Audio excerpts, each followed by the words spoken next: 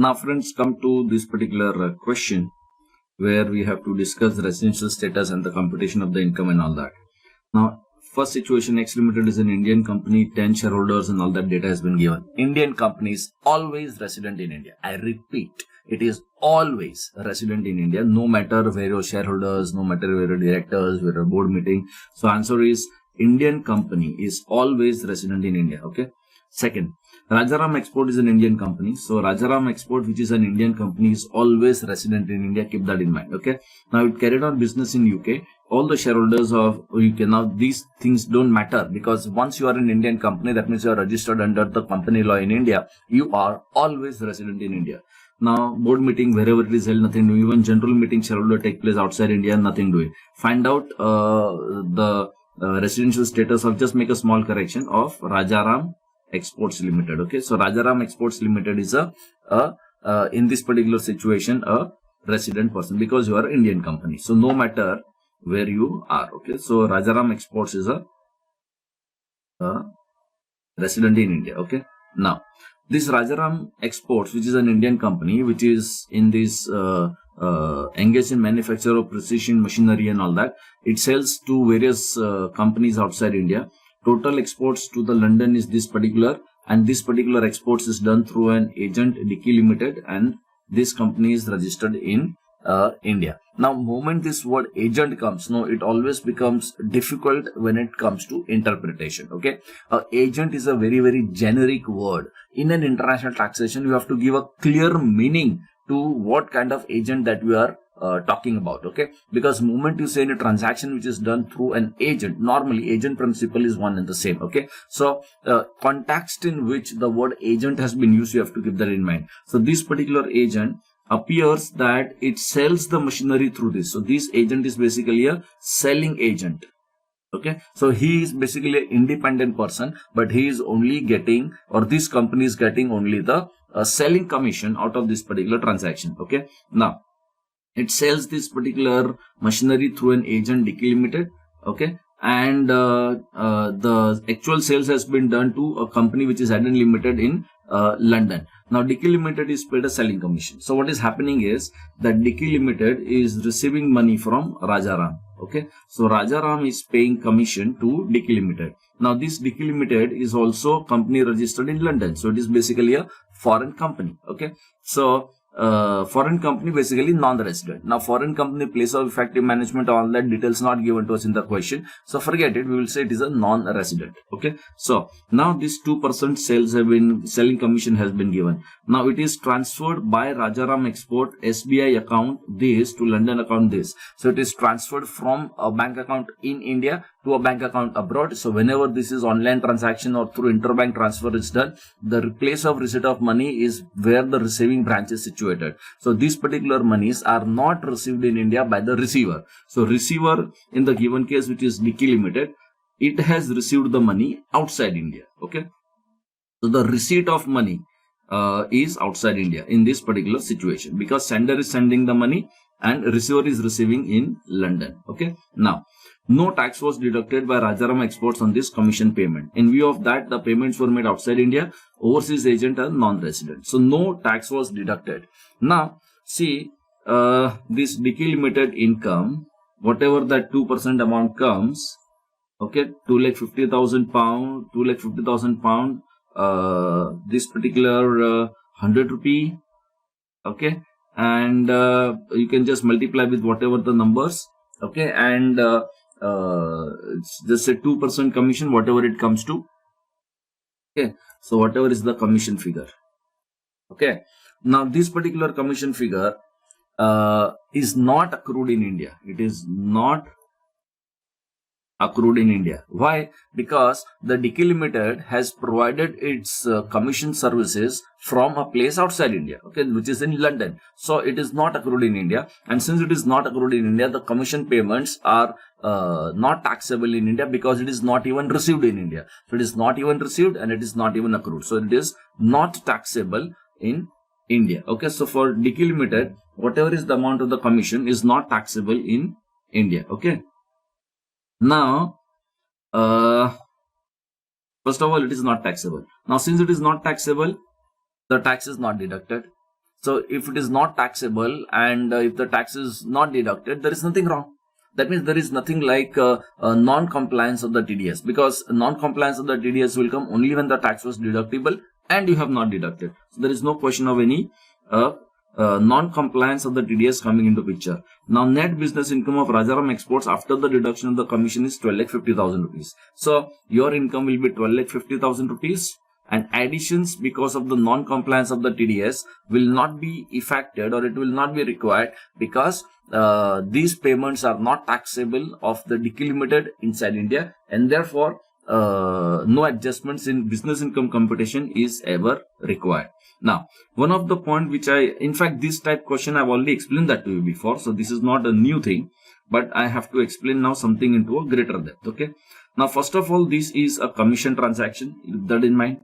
A commission transactions is not covered by section 9. Okay. And that is the reason the concept of deemed accrual does not come into picture at all. So up to now, whatever that we have discussed, it is based on the concept that the transaction is in nature of a commission, and it is not covered because section 9 takes care of royalty technical fees. Okay. And this commission is not a royalty technical fees, and therefore section 9 does not come into picture at all. Okay. However, now, does it make any difference if the Dicky Limited have a PE in India? That means you have a permanent establishment in that means you have some workplace inside India, and it undertakes the activity from India regarding marketing of display precision sorting machinery, and which is in relation to this particular industry. Okay. Now, see, this Dicky Limited functioning is very important now. This Dicky Limited is actually getting a sales commission. So sales commission is based on the sale of a product, based on the sales target. Okay. So the activity of showing the product or explaining, because a prospective customer, if Dicky Limited is, say for example, is promoting this particular product, and if this Eden Limited is buying that particular product, so there is some communication in between them. No, the selling commission agent is going to communicate that this is the product, it is good quality, these are the advantages, disadvantages, display of the product. A lot of activities with respect to that is required to be done. Okay. Now, if these particular activities are done in India, because you have a PE in India, permanent establishment in India, then it could be, first of all, doubt that will come that up to now, previous answer that we had given was like, it was not accrued in India. Why? Because you did your services outside India. But now, first doubt will come that because you have a permanent establishment in India, it could be accrued in India. It could be accrued in India. Okay. So if it is accrued in India, because now you are providing a service inside India, so it will become taxable in India, because accrued incomes are taxable because you have provided the services in India. Is a possibility. Okay. Now, another possibility is, so this will be one of the situation. Okay. Another possibility is that such an activity which is carried on in India, okay, it could be regarded as a technical fees within a sort of a definition. Now, that means moment if it becomes a technical fees, then section 9 deemed to accrue or arise concepts also come into picture. So for that reason, first of all, see section 9, I already told you that, see, the transaction of interest, royalty, technical fees have a same concept, similar concept. One second, let me scroll. See, income by way of interest. If it is payable by government, it is always deemed to accrue or arise in India. If it is paid by a resident person, always deemed to accrue or arise in India, except if it is in relation to a business outside India. So here the test is in the deemed to accrue, like, if it is in relation to a business in India. If it is in relation to business in India, and if you are receiving this particular money from a resident person, it is always deemed to accrue or arise in India. That means a place where you give the services is not relevant if this concept of deemed to accrue or arise in India comes into picture. If you are receiving any money from a non-resident, but if the money is in relation to business in India, then it will be deemed to accrue or arise in India. So this concept of any money received from government, any money received from resident, by default always deemed to accrue or arise in India, except if it is in relation to a business outside India, and any money received from non-resident will also be deemed to accrue or arise in India. Unless if it is in relation to a business inside India. So this is a concept of interest. Okay, these are all interest related transaction concept. Same concept applicable even with respect to royalty. Receipt from government, receipt from resident, receipt from non-resident. Okay. The same concept applicable word to word. Okay. And even the technical fees, the same concept applicable. Receipt from government, receipt from resident person, receipt from non-resident person, and receipt from resident person except, and receipt from non-resident person where it relates to a business inside India. Okay. Now, the same to same concept. Now, another very important thing is the meaning of these technical services, the meaning of royalty. Now, however, in the given question, it is not very much linked with the royalty, but I'll tell you, see, the royalty means the meaning of the royalty. This is one of the very, very important thing, that whether a transaction can be categorized as a royalty, and the royalty is transfer for all these is a long definition, but at the respective places that we will study. Okay. Now, see the technical fees definition. Okay. Now, explanation. For the purpose of this clause, the fees for technical services means any consideration, including lump sum considered for rendering of any managerial, technical or consultancy services. Now, these consultancy services, managerial services. Now, see the selling commission or the selling agent commission. Okay. Now, selling agent is giving some sort of a services. Okay. Now, of course, I will literally meaning I will not agree that this selling commission is a consultancy, but it can be some services in relation to managerial, technical or consultancy services. Okay, which also include provision for services of technical or other personnel, but does not include consideration for construction, assembly, mining, project type services. So, it could be said that if this particular selling commission is through a PE in India, that means one concept of accrual will straight away come. So we will say that it will become taxable in India. That is one way to look at it. The second way to look at it is that if you are providing these services, like, you are displaying the product, you are explaining the product, you are showing the advantages of the product, all these things that you are doing. So it means that it is some sort of a technical services or consultancy services or managerial services. So these are very broad terms. Okay. So if it becomes this selling commission, supposing if it becomes like a technical fees, that means now I change the name to the transaction. Instead of selling commission, I call it as service charges with respect to the technical fees. Then the whole situation changes. Okay. Then moment this technical fees or technical services comes into picture, and you are receiving this particular money from resident person. So it will be deemed to accrue or arise in India because you are receiving, Dicky is receiving the money from Rajaram. Rajaram is an Indian company and Dicky is a foreign company. So Rajaram is Indian company which is always resident in India. So you are receiving the money from resident. So it is deemed to accrue or arise in India, except if it is in relation to a business outside India, but the Rajaram's business is inside India. Okay, so since the Rajaram's business, see the description for the Rajaram's business and all that was also given to me. Okay, so it is in manufacture of precision machinery, agriculture product and all that. Then it sells the machinery in the various countries. That means this company is in business of manufacture inside India, and they want to export this. Okay, this is the main business. Okay, so this business is inside India, and since this business is inside India, it will be deemed to accrue or arise in India because this Rajaram is an Indian company. Indian company is always resident in India. Non-resident receiving any money from a resident person will be deemed to accrue or arise in India. So if you say, and if you come to the point that this selling commission is a technical fees, it is in nature of technical fees. Okay, then it will become deemed to accrue or arise in India. Is that absolutely clear? Okay. So if you go by that particular situation, okay, then what will happen is this. See how the answer will change. From the Dicky Limited point of view, okay, Dicky Limited point of view, it will become taxable in India. Whatever is the commission will become taxable in India. Okay, whatever will be Rajaram exports income 12,50,000 plus, it will be a disallowance because TDS you have not deducted.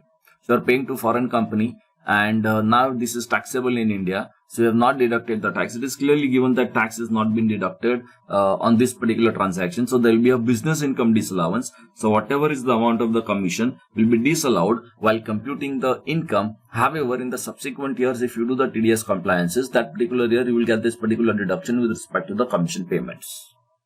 Okay. So the nature of transaction, I repeat, the nature of transaction, if it is in nature of technical fees or technical services, as managerial services or technical services, or the specified service under section 9, and that is here, okay, managerial technical consultancy services. So if it becomes in nature of these particular services, then it will be deemed to accrue or arise in India. And if it is taxable in India, the tax should have been deducted. And if not deducted, there will be a business disallowance in this particular situation.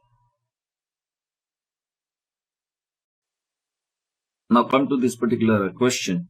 Now, first of all, this particular company is Joe Limited in London. So Joe Limited incorporated in the foreign country.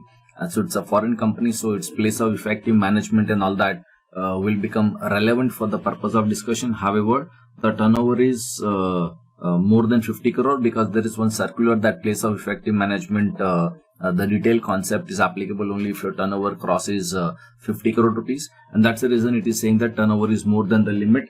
Then these particular provisions of place of effective management, etc., will be applicable. But it is already given to us in the question, company has active business outside India. Okay. Now, since it is already given to us that active business is outside India, that means we are sure that Joe Limited is a non-resident status when it comes to India taxation. Now, this Joe Limited is again getting some commission only. So basically, this is once again a commission transaction only, and similar type question now we have already discussed, but here it's like a buying commission. Okay, up to now what we have discussed was something like a selling commission, something like that. But the fundamental concept will remain the same, whether it is a commission with respect to sales or with respect to a purchase. Okay. Now, this company, the foreign company, is in the business of commission agency. It has provided its services for the sale of garments and all that. One gentleman, Mr. Sheikh, he is resident in India. So Mr. Sheikh is going to make the payment of commission to Joe Limited with respect to a transaction. Okay. Now, Mr. Sheikh has transferred commission X amount by online transfer from State Bank of India to London branch. Okay. It means that since this transaction is done online by means of a transfer, the place of receipt will be the place where the receiving bank is situated, and that is situated in London. So it is received outside India. So receipt concept is outside India. Now, accrual concept, it will matter. Okay. It will matter the accrual concept. Okay. Now see, in this particular situation, first of all, it is a commission transaction. Commission is already paid because Mr. Sheikh is now buying a particular product, and for for the purchase he is making a payment. Okay. So this particular gentleman, when it comes to the services, the selling commission agency services, it is already accrued outside India. So moment you say that it is commission, okay, moment you say that it is commission, it is accrued outside India. Why it is accrued outside India? Reason being that this Joe Limited is already providing its services outside India.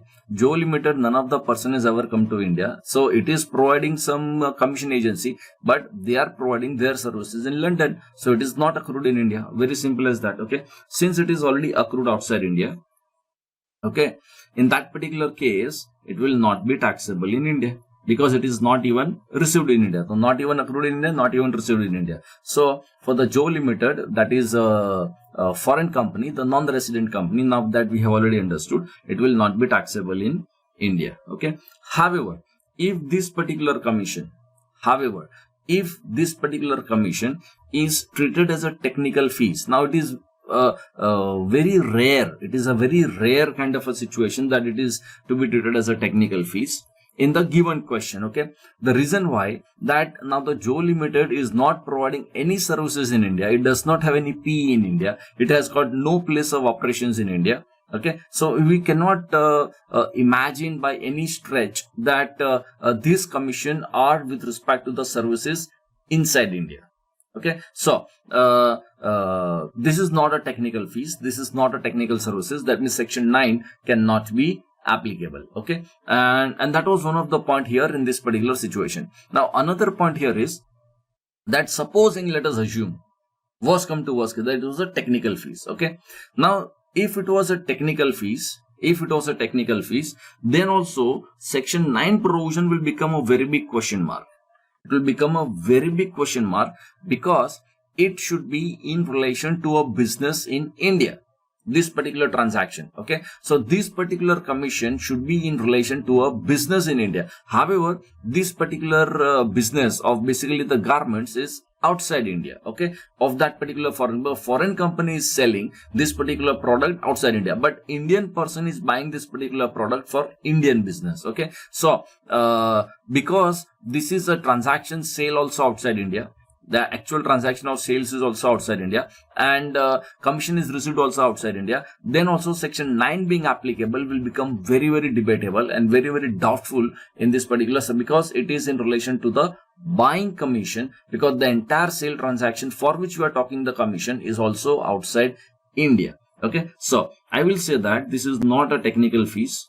Okay, so forget about this particular situation, technical fees, which by whichever angle you see, I will not go with that. Okay, so this particular amount is accrued outside India, and because it is accrued outside India, it will not be taxable in India. Now see the TDS and all that. Commission is paid, buying commission claimed as a deduction. Now it is already claimed as a deduction. That means you have already passed a entry like expense account debit to that foreign company account credit. The entries in the books of accounts, okay, does not amount to a receipt in India. A receipt actually means the actual receipt, the hardcore receipt, which is received in his in the company's bank account in London. So it is actually received. So just booking of an expenditure, claiming of an expenditure in India does not mean that it is received in India. So that is one of the point as a matter of clarification. Net business income of Mr. Sheikh as per the law in India is 6,20,000 after deduction of the buying commission paid. Okay, so the income computed will be 6,20,000. No adjustment will be required for the TDS non-compliance,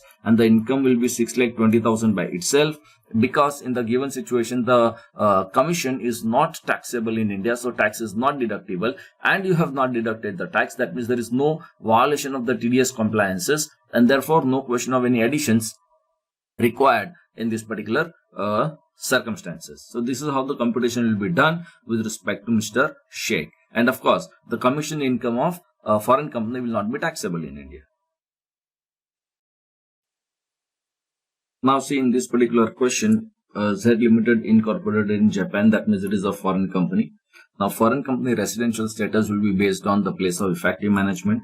It has given these 15 shareholders and citizens and the resident, and all that data has been given. But the gross annual turnover of the company for the previous year is only 48 crore rupees. So the concept of place of effective management, the criteria which has been given by the CBDT in the circular is not applicable if a turnover is less than the limit. Okay, so in this particular case, first of all, see, all the data has been given, operations conducted from these and all that kind of situation. So we want the status of Z Limited. Now see this particular circular. Okay, the place of effective management,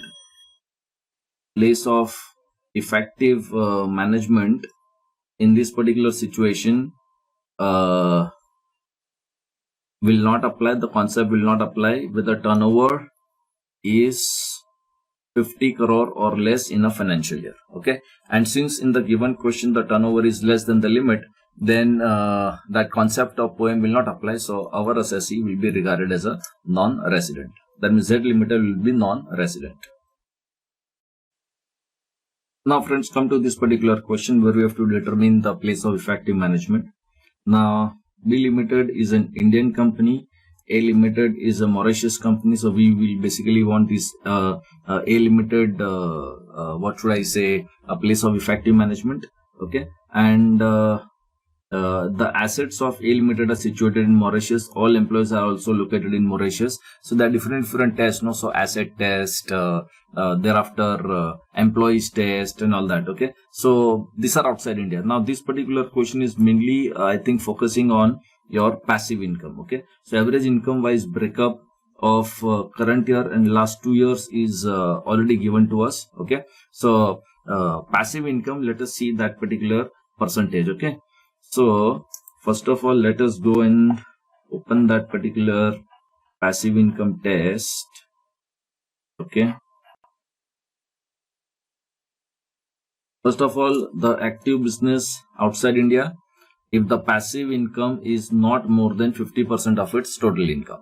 Okay, so if the passive income is less, then active business is outside India. Okay, is not more than 50% of the total income. Okay, and passive income definition, which is provided here, passive income will be aggregate of income from transactions where both the purchase and sale of goods is to or from associated enterprise, royalty, dividend, capital gains, interest, rental income. Okay, these are all to be identified as a passive income.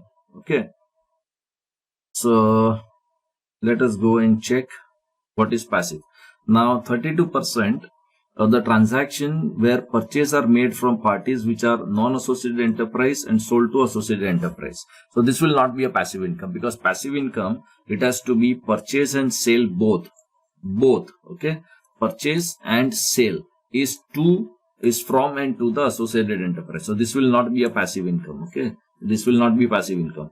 Now 34% from transaction where purchases are made from associated enterprise and sold to associates. So purchase is also from associated enterprise, sale is also to. So 34% will be part of your passive income.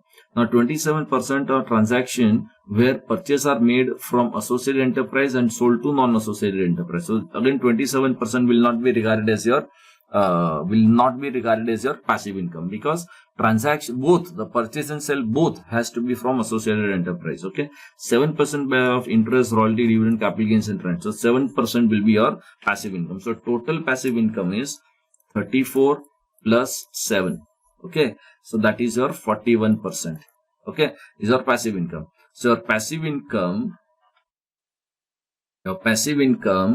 is not more than 50%. So it is less than 50%. Okay, so in that particular situation, your active business is outside India. So you have a lesser passive income. So your active business is outside India. That's the end of this particular answer. Now come to this particular question with respect to the payroll expenditure test. Okay, now residential status of A Limited we want to find out, and in the given case there are 90 employees, 87 are in Mauritius. The managing director, chief executive officer and the sales head, the three people. One is managing director, second one is CEO, third one is the sales head. Okay, they are in Mumbai. Okay, so inside India, outside India, okay, number of employees, 3 are inside India, 87 is outside India, and the total number of employees are 100 in terms of number. Okay, so we'll have to find out the percentage. Simple.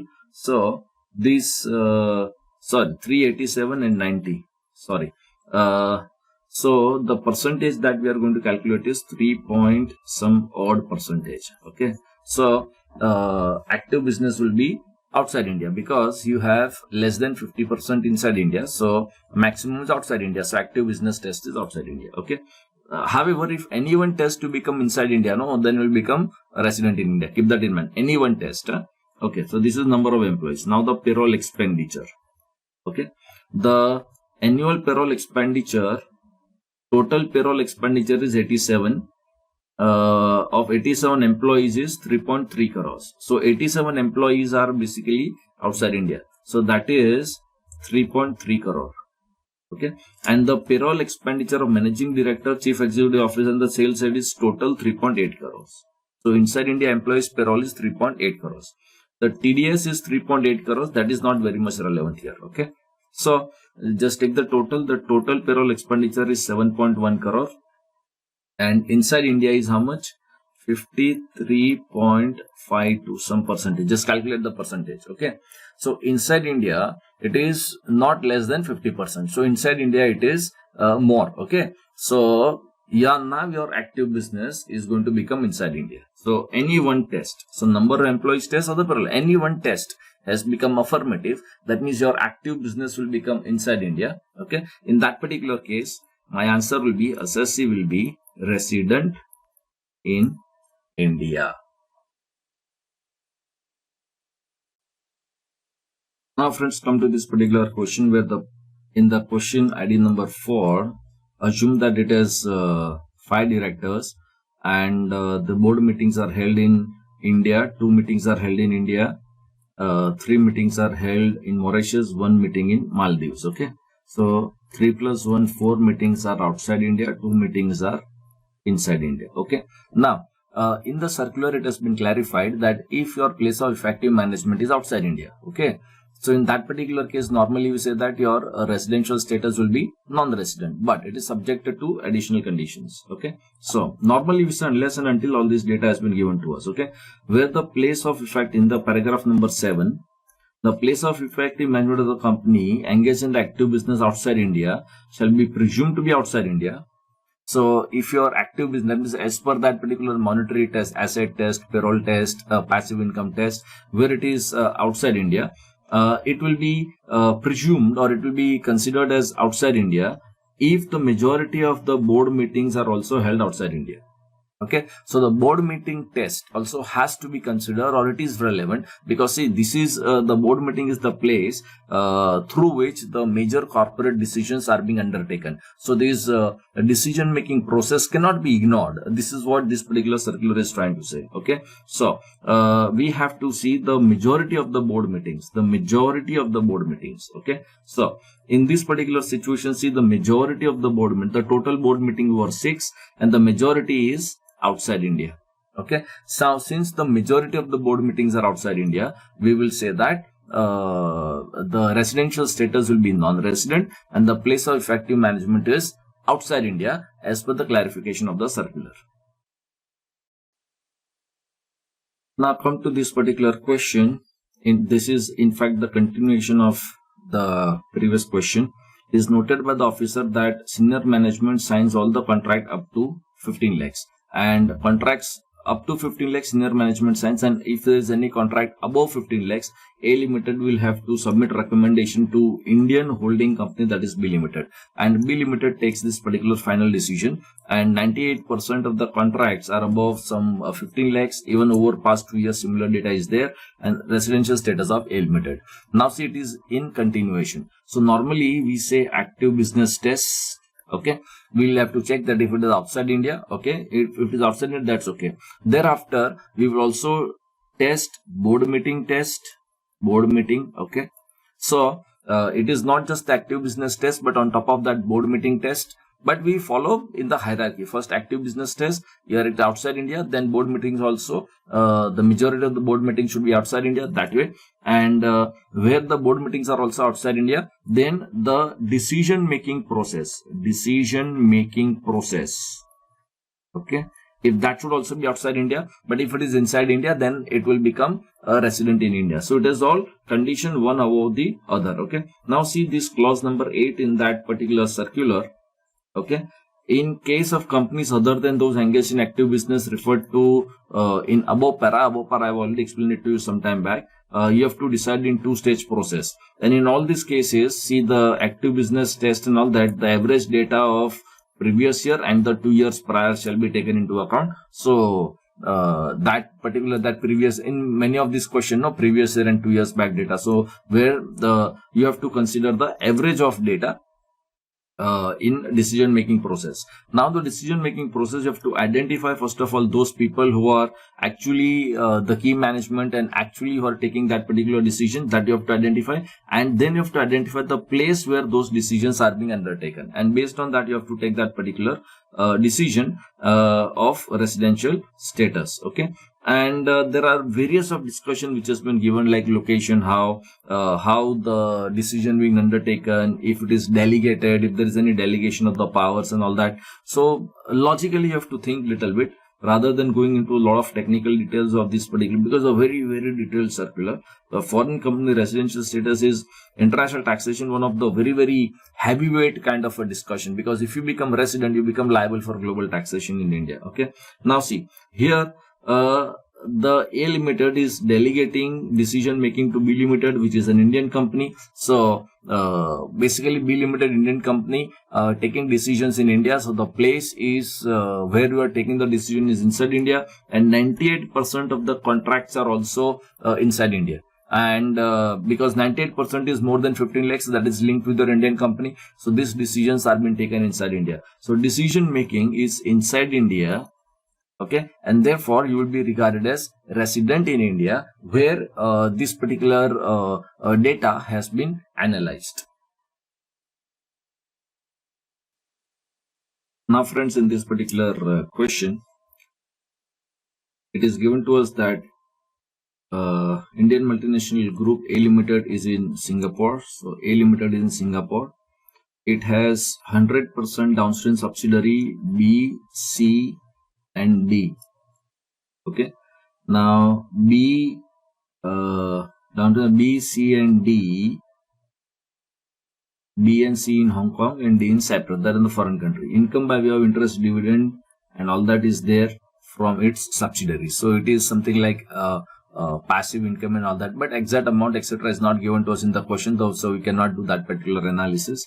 Now, poem of A Limited. Now, the ready-made answer is given, is in India. So this poem is inside India. Okay, because A Limited is basically in Singapore, so it is basically effective management is inside India, so maybe it is resident in India, that's okay.